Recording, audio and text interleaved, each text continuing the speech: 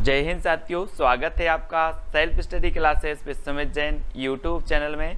दोस्तों आज का वीडियो स्टार्ट हो चुका है और आज हम हिंदी में पढ़ने वाले हैं प्रयोगवाद की महत्वपूर्ण रचनाएं। ठीक है, इसके पहले हमने प्रगतिवाद को भी पढ़ लिया, ठीक है, छायावाद को भी पढ़ लिया। अब दोस्तों हम प्रयोगवाद के बारे में पढ़ेंगे। जिन भी साथियों ने अभी तक चैनल को सब्सक्राइब नहीं किया है वो चैनल को सब्सक्राइब कर लेना। और ये अपना व्हाट्सअप नंबर है दोस्तों, व्हाट्सअप ग्रुप का 9098609291।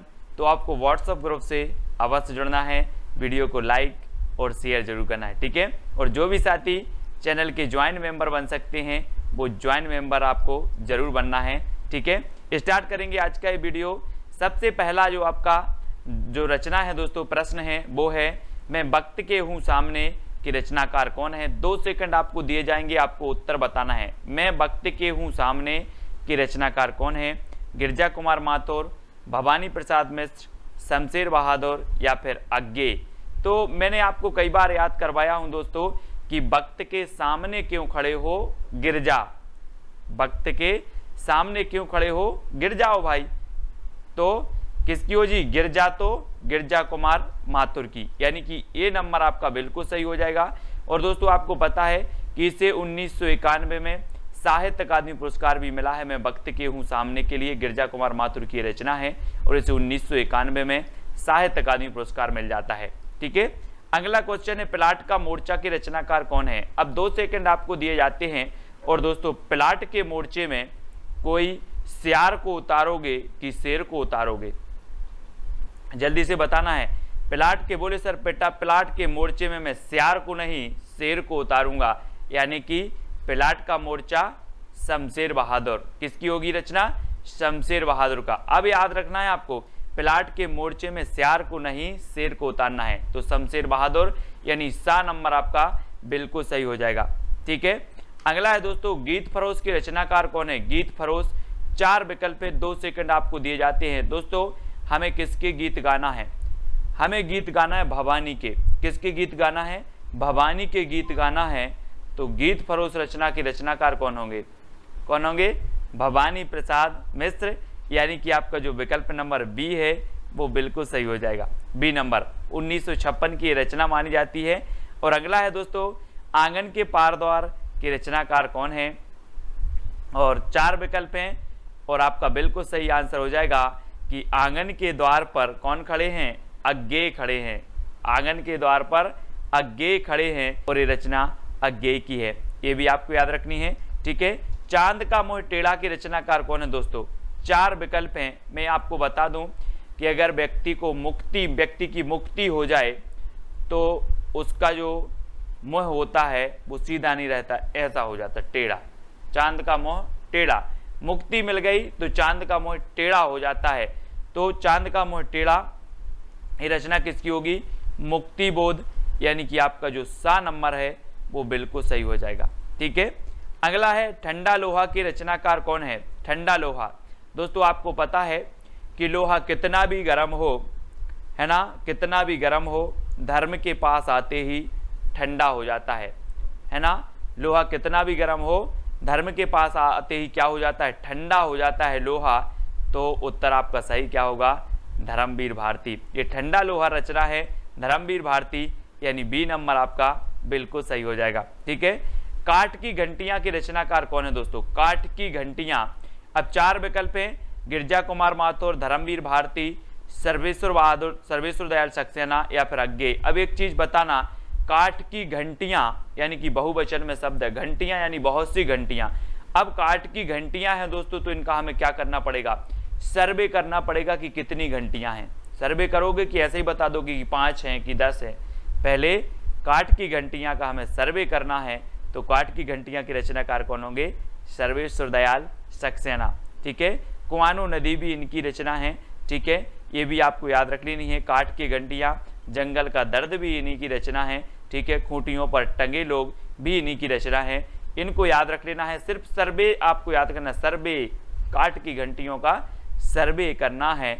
बुनी हुई रस्सी के रचनाकार कौन है दोस्तों। आपको पता है दोस्तों, जब आप जाते हो कहाँ, भवानी के मंदिर में जाते हो, भवानी के मंदिर में, तो वहाँ पर इस प्रकार से आपको एक बुनी हुई रस्सी मिलती है है ना, हाथ में बांधने के लिए पचरंगा धागा है।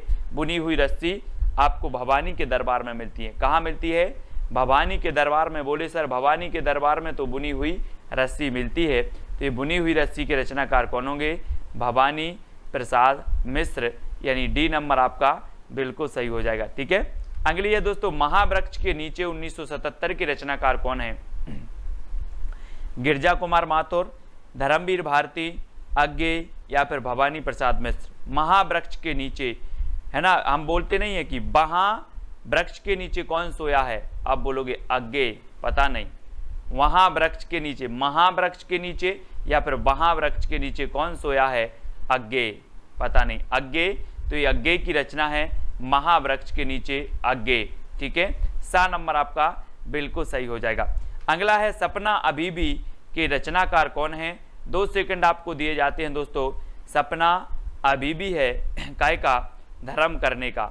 सपना अभी भी है धर्म करने का, तो धर्मवीर भारती, यानी उत्तर आपका सही क्या हो जाएगा? विकल्प नंबर बी।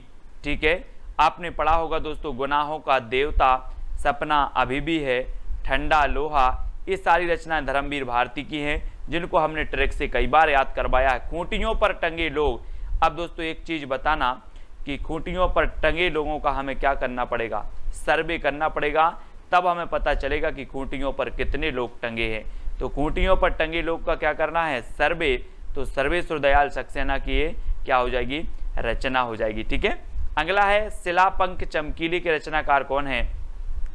दोस्तों एक पक्षी था, उसने बोला कि मेरे जो शिलापंख थे वो बहुत चमकीले थे, अब क्या हो गए हैं? गिर गए हैं, है ना। आपने जटायु का नाम सुना होगा, बोले मेरे पंख शिला चमकीले थे, अब गिर गए हैं, गिर गए, है ना। तो शिलापंख चमकीले, ये किसकी रचना होगी?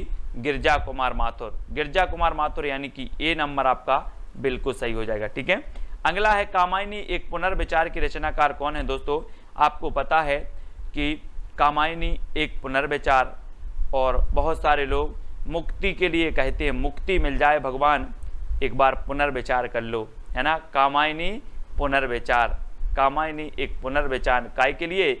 मुक्ति के लिए एक पुनर्विचार, तो मुक्ति बोध की रचना हो जाएगी कामायनी एक पुनर्विचार। चांद का मोह टेढ़ा भी इन्हीं की रचना है, ये आपको याद रखनी है। अगला है दोस्तों, दोआब के रचनाकार कौन है?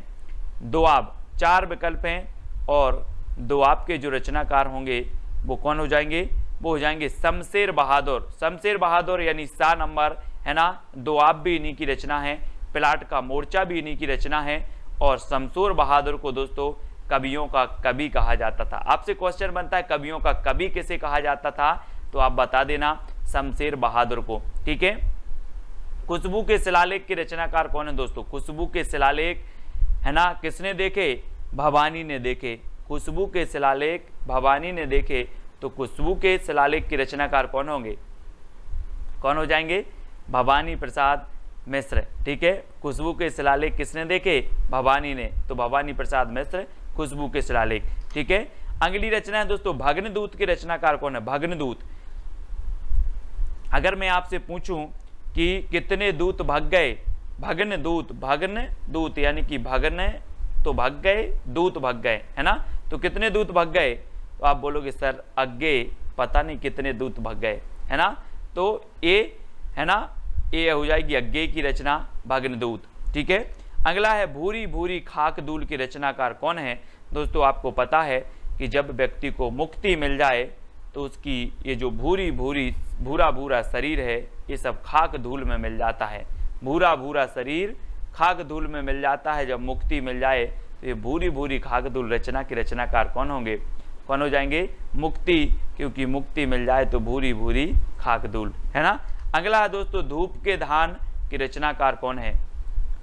और धूप के धान आपको पता है दोस्तों, आप अगर गांव में रहते हैं तो धान अगर अच्छी बारिश हो जाए और मिट्टी बहुत ऐसी हो जाती, बहुत पानी हो जाता है मिट्टी में, तो धान गिर जाती है। धान क्या हो जाती है? गिर जाती है।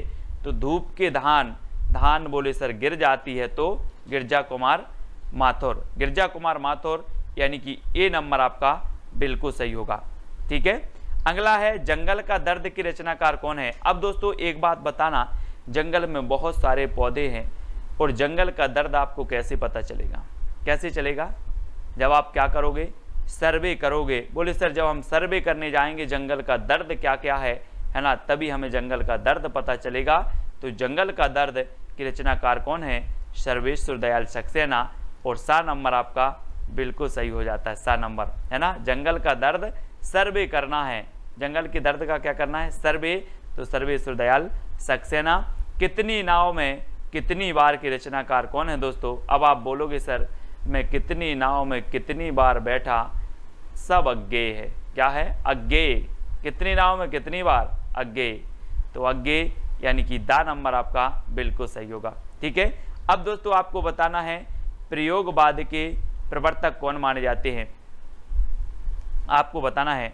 ये दोस्तों इसी रचना के लिए मिला है इनको ज्ञानपीठ पुरस्कार, कितनी नाव में कितनी बार के लिए, है ना। इसको याद रख लेना। और प्रयोगवाद के जो प्रवर्तक माने जाते हैं वो कौन माने जाते हैं, ये कमेंट में चैलेंज प्रश्न है, आपको लिखना है। गिरजा कुमार माथुर, धर्मवीर भारती, सर्वेश्वर दयाल सक्सेना या फिर अज्ञेय, कौन माने जाते हैं? ये कमेंट में सभी लोग लिखेंगे, जितने लोग भी देख रहे हैं। वीडियो को लाइक करें। और इसके पहले बहुत सारे वीडियो आपके डल चुके हैं दोस्तों, हिंदी साहित्य ट्रिकी वीडियो, मोस्ट इंपॉर्टेंट कई वीडियो डल चुके हैं। आप प्लेलिस्ट में जाके देखें हिंदी साहित्य ट्रिक्स, है ना, तो जरूर देखेंगे।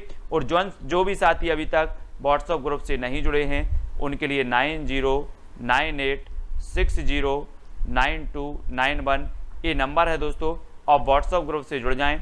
ठीक है। साथ ही Telegram group IAS study track. और दोस्तों वीडियो को लाइक और शेयर अवश्य करें। आज के वीडियो के लिए बस इतना ही। जय हिंद।